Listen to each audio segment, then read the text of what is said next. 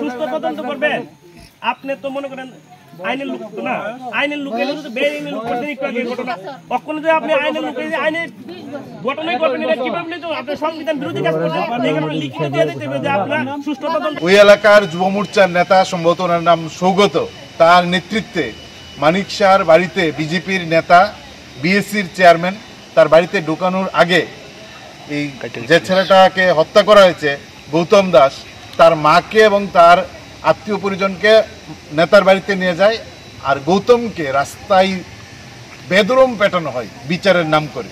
না মানে আপনি দেখবেন যারা মেয়েদের খুন করছেন, ধর্ষণ করছেন, মানুষের বাড়িঘর পুরাচ্ছেন, গুন্ডামি করছেন, লুটতরাজ করছেন, মাফিয়াগিরি করছেন, ছিনতাই করছেন, চুরি করছেন, আমাদের যে একটা ঘটনা নেই পুলিশ তার বিরুদ্ধে কোনো ব্যবস্থা গ্রহণ করে। চিকিৎসা হচ্ছেন তার, আর পোস্টমর্টম না করে জীবী ছেড়ে দিচ্ছে।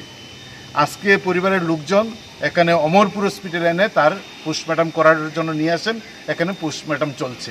খবর পেয়ে আমরা যুব আন্দোলনের নেতৃত্বে আমরা এখানে ছুটে এসেছি যে কী চলছে, গুন্ডারা মারছে, হসপিটালে তার মৃত্যু হচ্ছে, হসপিটাল পোস্টমর্টম না করে তার বডি তার পরিবারের হাতে তুলে দিচ্ছে।